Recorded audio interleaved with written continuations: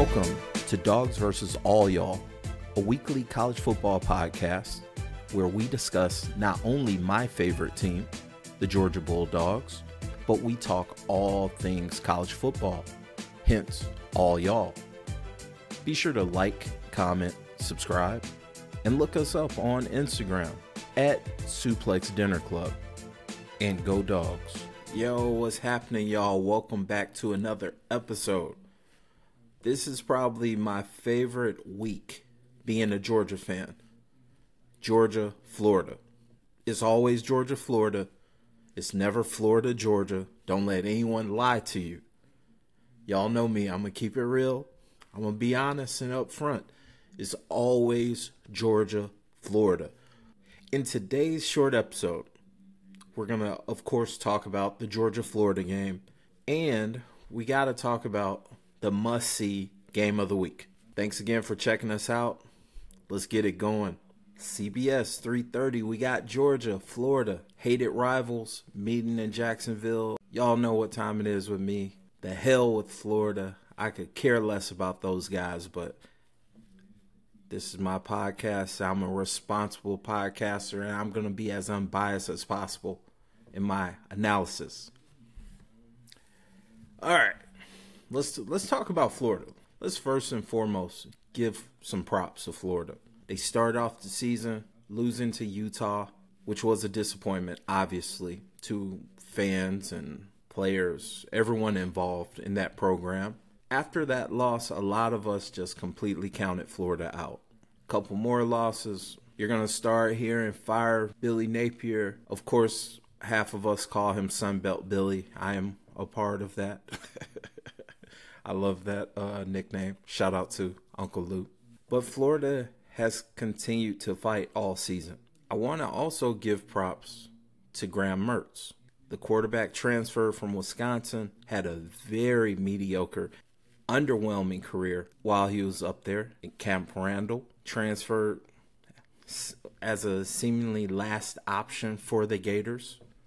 So again, a lot of us just immediately counted out Florida. But after that Utah loss, Graham has played some really solid quality football. Some are even saying he's a Heisman candidate or a potential Heisman candidate. I heard Kirby say that. Although I think that's just gamesmanship and all that stuff, but whatever. But the dude has been doing his thing, man.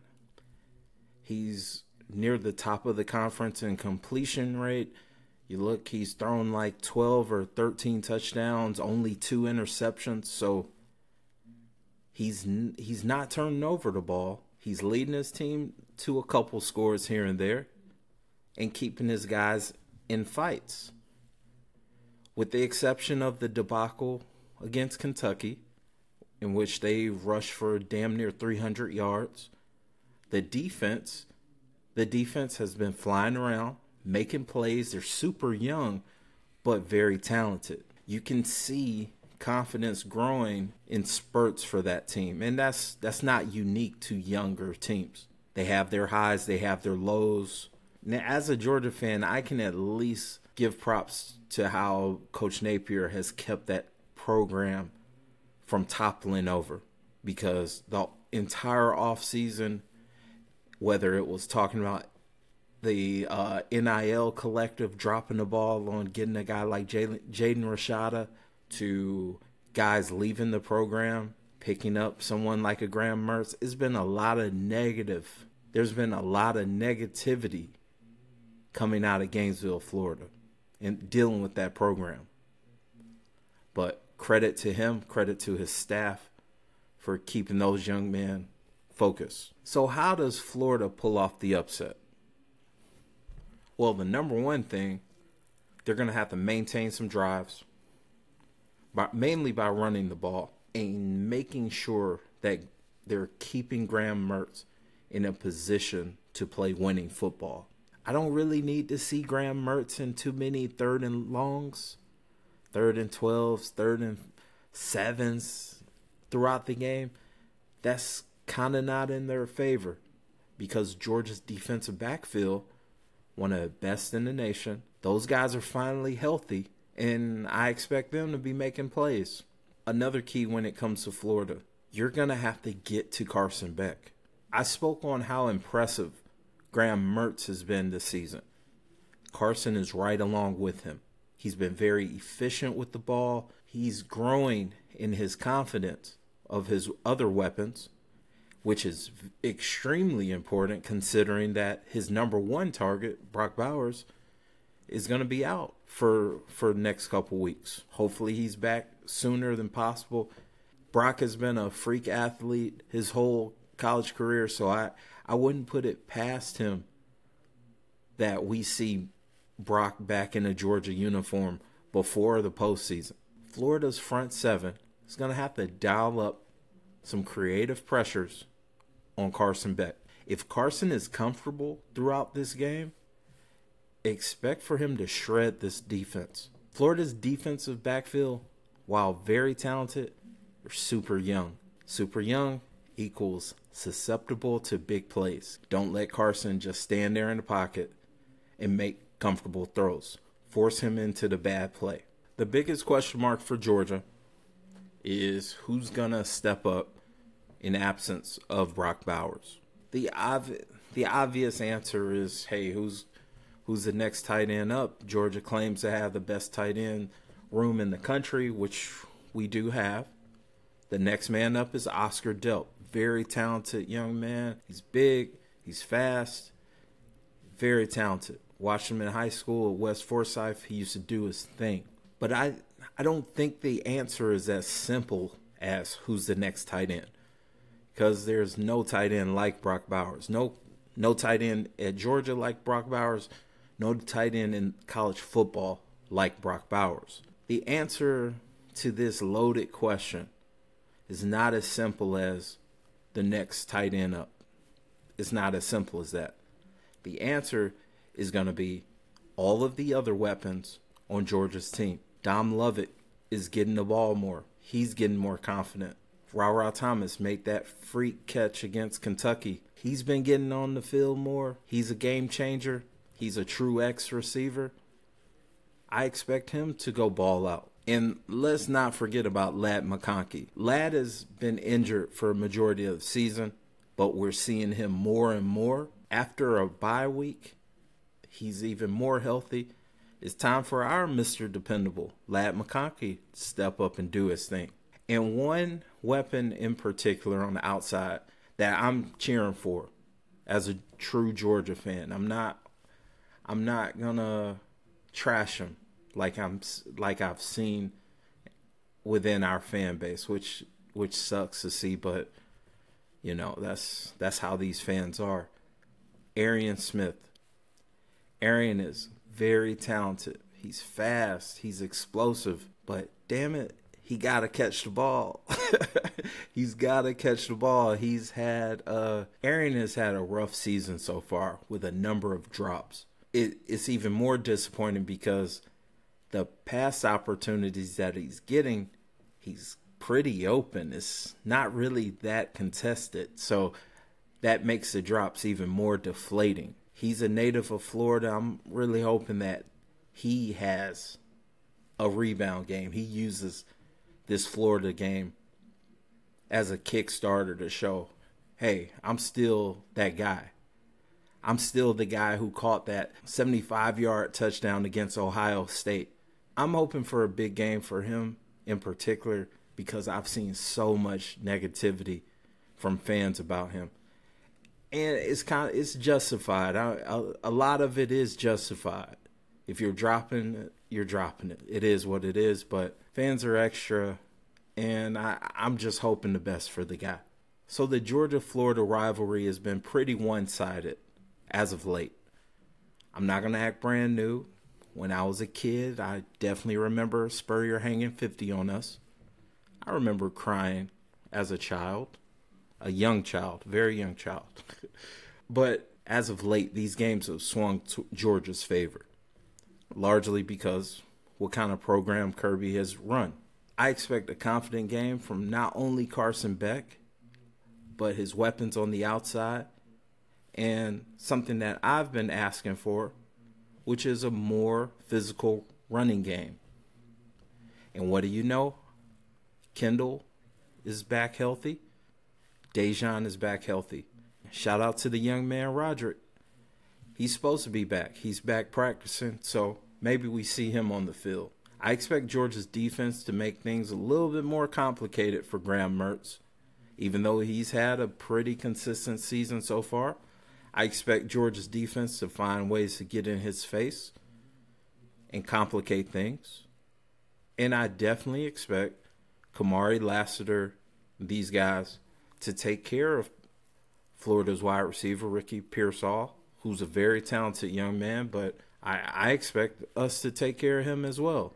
I think Florida maintains a number of drives. I think they score a couple times because nothing has just shown me that our defense is capable of just completely shutting you down. But even with that, I don't think it's enough to beat Georgia. Final score, I have Georgia 41, Florida 24.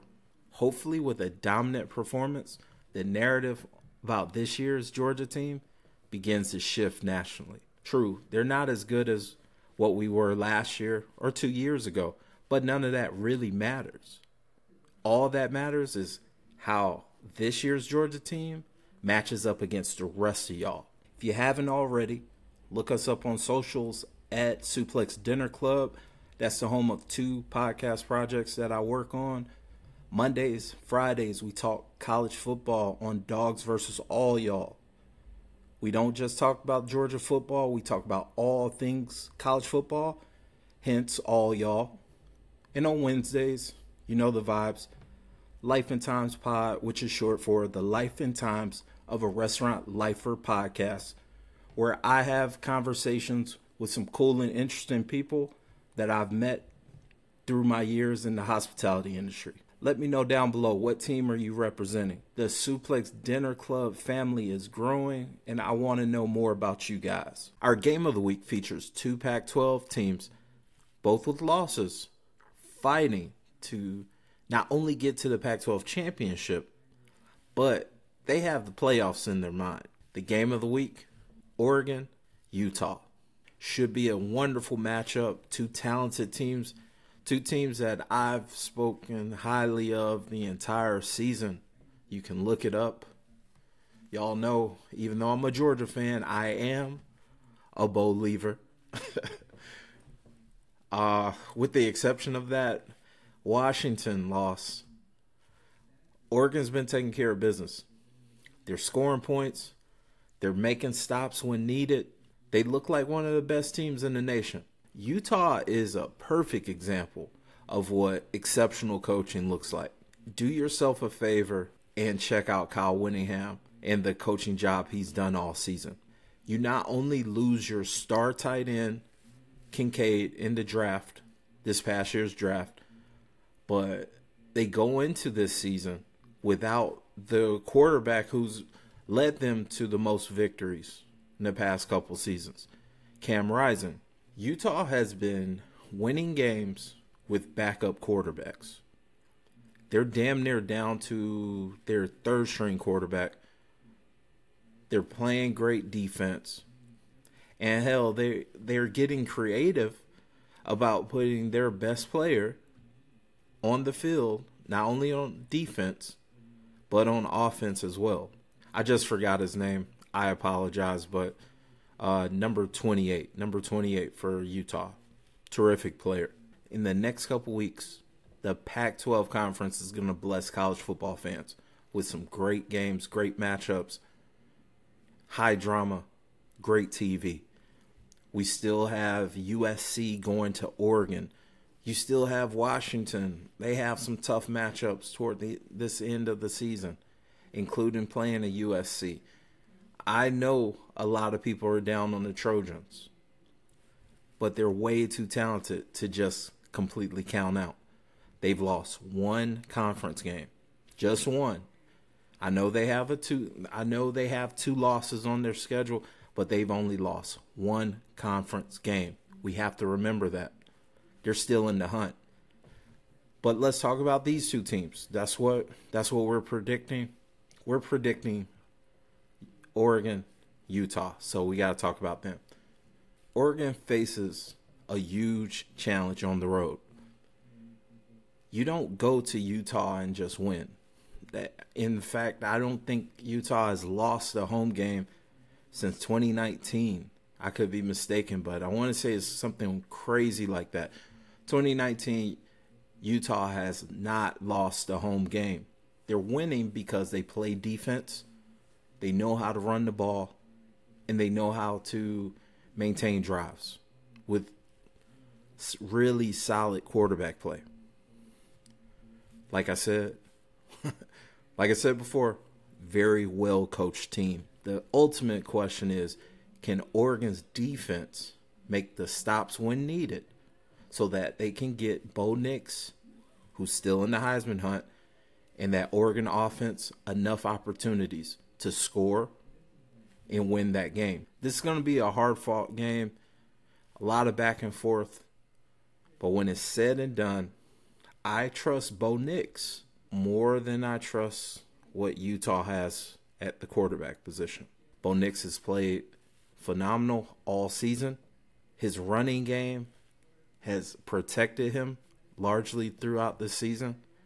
And I still think Oregon is going to the playoffs. So for that to happen, I got the Ducks winning. Oregon 37, Utah 34. Think it's going to be rocking in Utah. It's going to be a fun game.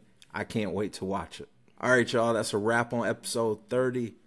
Y'all have a wonderful weekend. Enjoy some great college football. Come back on Monday so we can update the hunting season 12 to find out who are the 12 best teams in the nation. And hopefully we've smacked Florida to the point where we just spend a majority of Monday's episode pointing and laughing at them. Because Florida. Nah, but y'all have a wonderful weekend. Take care of each other. And as always, go Dogs. Your ass is prepared for this shit for fucking 365 days. I think about the fuckers in that locker room. Think about getting our opportunity. All the shit you went through this week to get ready for this game, now is when you pay the fucking price. You go out there with energy, enthusiasm. Ain't nobody's going to be cautious. Ain't nobody's going to be nervous about shit. Go out here and fuck their ass up. Don't think about scoreboard. Don't think about shit. You think about knocking the shit out of them. Did you hear what Box said on Monday? When I sat in that fucking meeting, I wanted to go fucking play right then. Tore your shit up out here. 2 years ago, fuck your shit up. Goddamn pride and joy. Tell me you fuck these guys up. You go play the right way.